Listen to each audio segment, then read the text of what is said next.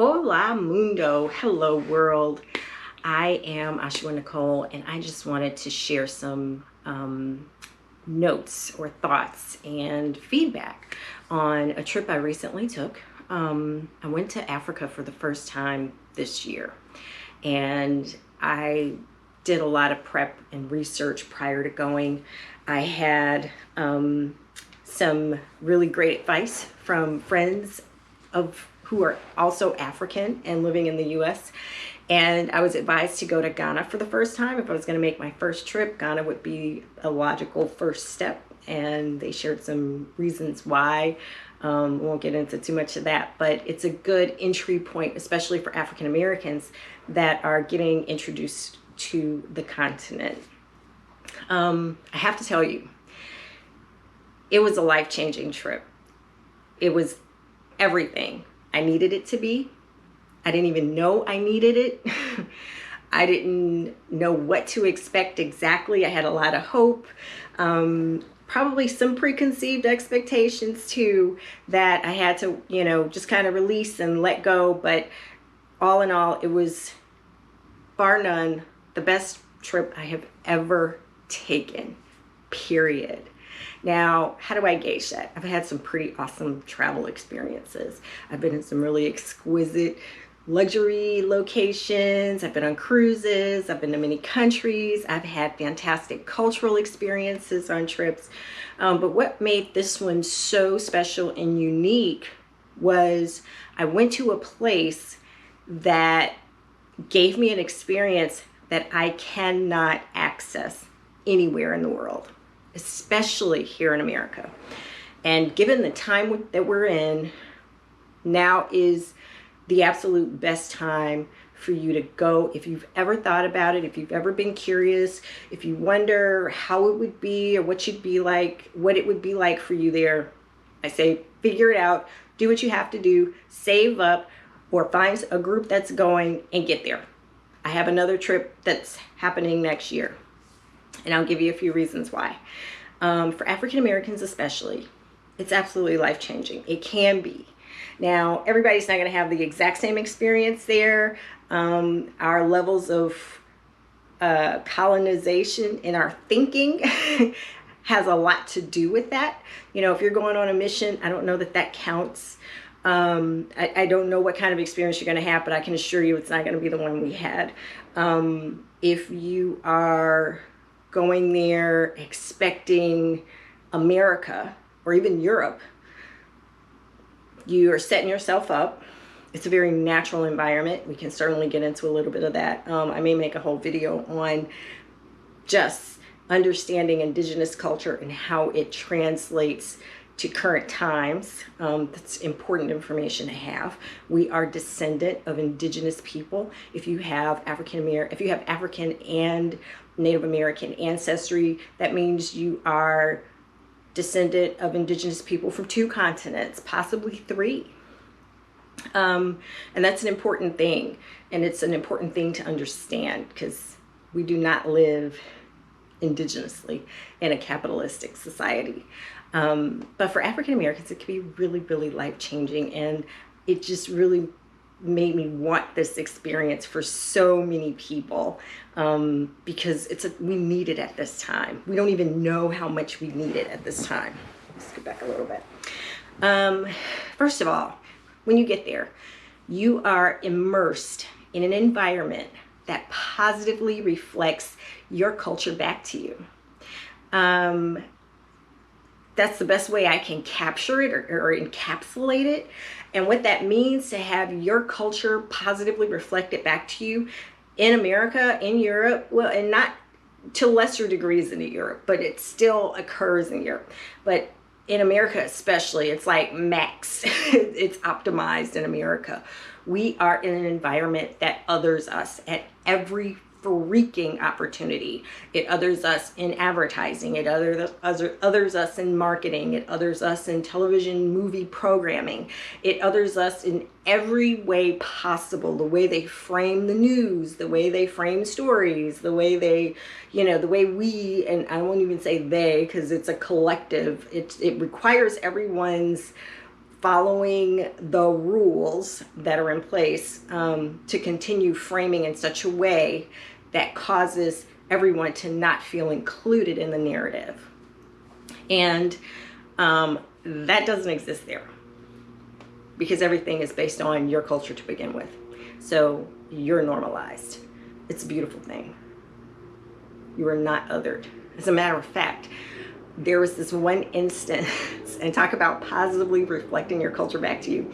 There was this one instance where, well, it wasn't a single instance. We actually had this encounter several times as we were traveling throughout Accra on different days, going to and from tours or restaurants or excursions or whatever we were doing that day.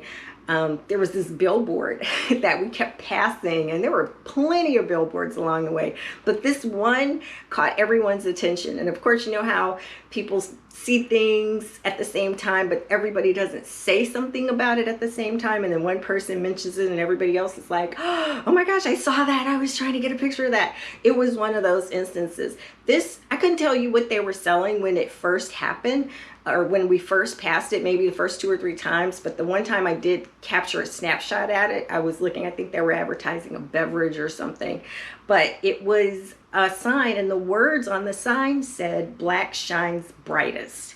And I was just like, whoa, like, that's a pretty powerful thought, kind of like the "You Are Beautiful" sign that we have on Lakeshore Drive, southbound Lakeshore Drive, that says "You Are Beautiful," and that message has been popping up all over Chicago. That's it's a beautifully affirmative statement, and it enters your consciousness whenever you have an encounter with it, or you see it, or you pass it. But to see something like "Black shines brightest," to me, is a prime example of when you have marketing that is for Black people, by Black people, for Black people. It's brilliant, and it's beautiful, and it's awesome. And it makes you feel good. So that was one of the other things that being in that environment did for me. It was literally like taking a psychic holiday. Think about that. We live in a toxic psychic field in America. There is so much fear and trauma that's pumped into our psyche all the time. I mean, we get millions and millions of messages daily, weekly, monthly that are triggering. They are not helpful. We have to constantly do things to either ignore them or block them out or counter them in some way with some positivity or positive affirming prayer, whatever you do. It's fascinating, and we don't even understand how much we work against it, which also led me to another conclusion. To go there, I was not inundated with otherness. I was not inundated with news stories and cycles. I wasn't seeing people shot and violently attacked on television or in the news, and people were very comfortable with themselves, and it was Black folks everywhere. Like, that was the best part. It was just like beautiful brown everything.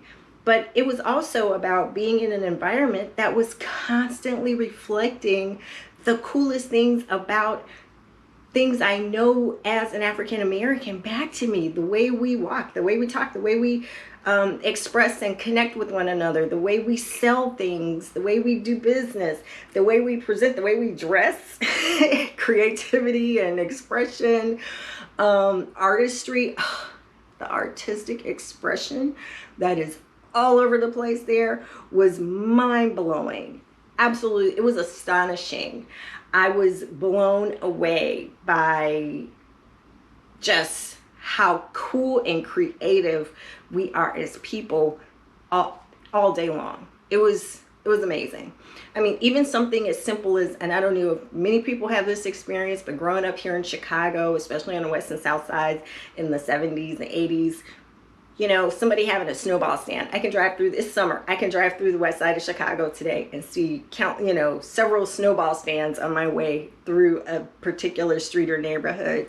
And to see something exactly like that, how people sell things on the L or or at stoplights, and they've got stuff hanging all off of them, there you get to a traffic light or an intersection where everyone is stopping and letting the other direction go, there are people who are walking through the streets vending, selling things, and they're on their heads. They've got stuff stacked up. They're selling everything from electronics accessories to cold water to fruit to nuts. I mean, it was just amazing. And it was so cool to see, because I was like, I know this stuff. But here we're made to feel not good about it. We're made to feel like it's something that poor people do or something, and that's just how you roll. It was the coolest thing. I was like, whoa, everything I know culturally or as symbols of living in my neighborhood are things that actually are valid and have function and form, and they're respected and supported there. Like, everything we do comes from somewhere. It comes from there. We're the only people on the planet who do not know home. We do not have a home culture to plug into. And then we are so conditioned to be deathly afraid of stepping foot in our home culture countries, which is ridiculous. And I'm being really nice about that right now. It's disgusting, actually. But the fact that we have access to all the information now, and then we do it to ourselves, is equally as disturbing. So let's just stop that now. Let's just ship that shit and keep it moving. But it was beautiful. It was awesome. It made me feel good to see those connections. And things like that. And there were just so many other little things. And we won't even talk about the food. Man, having a meal was a spiritual experience every time. I tell you, I'm still thinking about, I cannot wait to get back to the food. If I could learn how to cook some of the stuff, I can cook one dish, peanut stew, and that's about it. But everything else, I'm dreaming of beef stew until I get back to Ghana. I'll be back there in March. If anyone wants to go, feel free to join me. EnlightenOneTravel.com. Everything you need to know is on the site. You can even book there. But it was awesome. And it felt like home. It felt like I belong there. I have never been in a place where I was more comfortable, felt more safe, more seen, more respected. Ever. It also made me understand that living here in America, as an African American, we literally have a baseline. Think about this. We have a baseline of experience that is tuned to discomfort. Are we ever really comfortable? Because even if you get comfortable, you can't be there for long. You always got to have your eyes open, your ears open. You always got to have your intuition turned up to max receptivity. You got to see that mess before it starts. You got to know when to leave. You got to know who to talk to and what not to say. I mean, we have all of these micro adjustments that we have to make to exist in this society. And none of that stuff has purpose. Or you can just check it at the airport. Check it before you leave here, in fact. Because when you get there, by the time you get on the plane, that was a beautiful thing too. It was a plane full of black folks. It was a plane full of Africans and a peppering of African Americans and a few other folks. And it was like, this is great. Like, your experience begins at the point of departure. So if you haven't been, get there. That's all I got to say. I also love that while we were there, we were hearing welcome home and welcome back all the time. Like, it was everywhere we went. It was like, oh, is this your first time in Ghana? Or even if we were coming back, it was still welcome back, welcome home, welcome back. And that really does something. It was moving. It was humbling. It was connective. It really made you feel like you were making a connection. I feel like, and I'm a technical person, so that's one of the reasons I say hola mundo at the beginning of these videos, because it means hello world. And if you don't know, if you've ever been in a class where you had to learn a programming language, the very first thing you learn to execute is the words to appear on a screen, hello world. If you can write code to say hello world, then you're already off to a good start. So it's kind of cheeky and techy, but I also like it because it's like hello world. I have no idea who's going to see these videos, and you know, we all imagine that, oh, anyone in the world could run into this content. So hello world. But from a technical perspective, I felt like my base operating program was reloaded. And when I say that, I mean, I felt like I was completing a circuit that I didn't even know was left open. I was completing something that I didn't know needed to be restored. It was like something fell into place that I never knew was missing to begin with. That was a big deal. It's still a big deal. It actually, it gives you a level of certainty about yourself that can't be broken anymore, because you never knew that it was never fully intact to begin with. And when you realize it, it's like, oh, well, I fixed that. Now I have this foundation. I have this understanding. I have this knowing that I get to carry with me. And that's what all Africans have when they come here. And no amount of them trying to describe it, if they even know what it is, or have the ability to articulate it, because for them it's just normal. And then they wonder why we don't have it, which is hilarious to me. It's like, because we haven't been there. We haven't been home. We were born outside of the house. We're trying to make somebody else's house our home. And I don't know if that can ever be made right entirely. I mean, we can certainly get comfortable with it. We can assimilate, which we've done, but assimilation has never been liberation. I think we were equivocating that for a long time. And it's time for everything to be adjusted to its truth. You know, I keep telling people, I have conversations with folks all the time. I keep telling them, everyone's truth is on full display right now.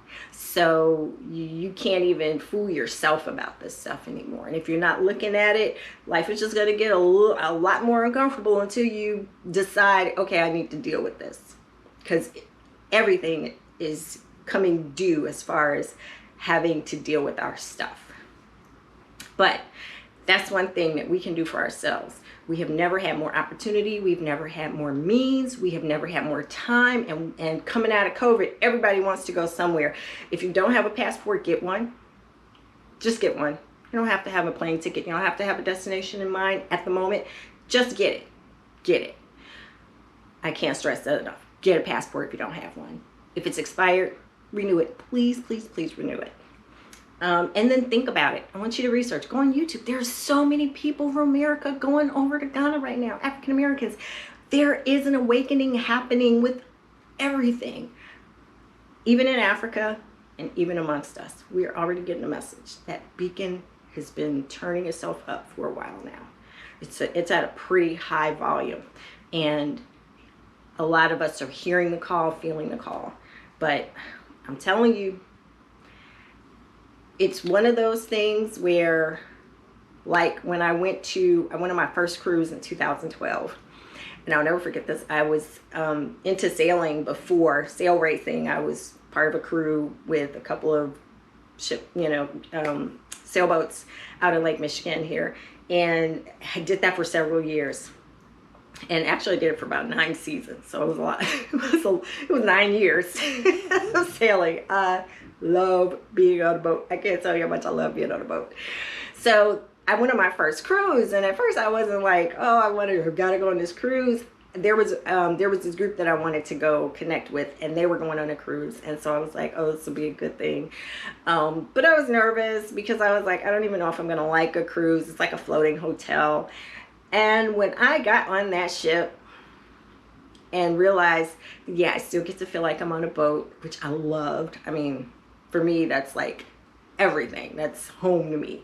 I feel like I'm coming home, or I'm coming to a place that I've known. I must have had many lifetimes in boating communities or something. But I went on the cruise, and after I got off the cruise, that experience was so fulfilling for me. It was so transformative for me that I understood that I could not afford to not have that. And then I wanted to make sure I had it every year. And I feel like that about Ghana. Just going to Africa, to Ghana now. I haven't been to all of Africa. There are 55 countries. This is just the first one. But having had that experience, having had that psychic restoration experience, that soul restoring experience, that spiritual journey of reconnecting with my mother culture, or one of the many countries that will reflect my mother cultures. I understood immediately that A, I didn't want to leave, and B, I have got to get back here as quickly as I can. So that happened. And it was a beautiful thing. I was immediately impressed with the fact that, yeah, I got to get back here as soon as I can. The only reason I'm not taking a second trip this year is because my vacation is already booked. I already have trips that are booked and paid for already, and I don't have any more vacation time to take. So next year, that's what's first up. And then I also decided that next year, Africa is my only destination for big trips. For all my big vacations next year, that is the only place I'm willing to go. I can't get enough of it right now. It was a beautiful thing. And then it was so natural, and it's not overdeveloped, and I'm telling, I don't even know if I can come up with any more words. You just gotta see. You gotta see, you gotta taste, you gotta feel, you gotta go and feel the breeze and see the ocean and see the coconuts falling off the trees and eat the pineapple and the mango. Oh my God, just everything about it. You gotta see the goats and chickens running around everywhere. You gotta see people living in family compounds and the little kids going to school. And it was just the most beautiful thing I've ever seen, ever. And that says a lot, because it was natural. It was kind of raw in a lot of places, which was super cool too. But it was home. It was everything I know as a Black person in this place, as an African American. I'm just really grateful. Grateful is not. I'm appreciative, like pristinely appreciative that I was able to give myself the gift of making this connection. It's something that needed to happen, and I can't tell you how much you could benefit from it emotionally, spiritually, mentally. It's food for your soul, seriously.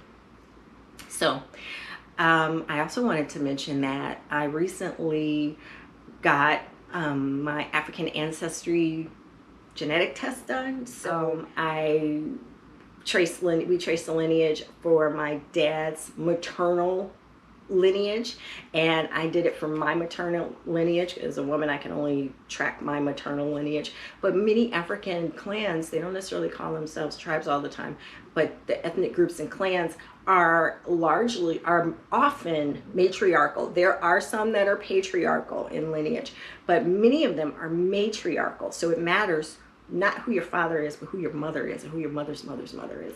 And that is often the line to any royalty that may exist if you have it in your family line.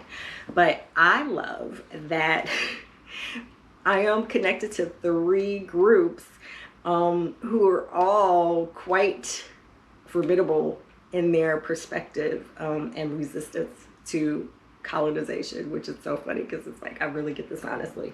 So my mom's side, I am Balanta and Mandinka, and the connections are in Guinea-Bissau and Senegal. And Balanza is funny because that's actually a Mandinka word that means one who cannot be governed, which I thought was hilarious.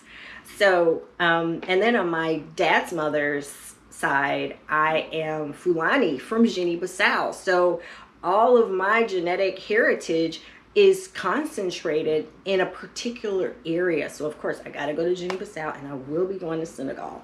I can't wait. Working on plans for those trips as well. If anyone wants to go along, feel free to contact us. But yeah, that's happening. And I can't tell you enough how much value it could be for you as a person. And I came back and told my kids, I have 2 sons, and I told them both, going is not an option. It's just not. It's required. You got to go see where you come from. And yeah, I'm going to make sure I go every year. So at least once. I'd like to go twice or more. If I could live there half the time, I would do that in a heartbeat. We'll figure it out. So the universe, you got that message. And that's all I wanted to share today. I hope you're having a beautiful rest of your day, weekend, week, whatever it is, or whenever you connect with this video. I hope you're enjoying life and making the most of it and doing what serves you best. And with that, love and light. Thank you.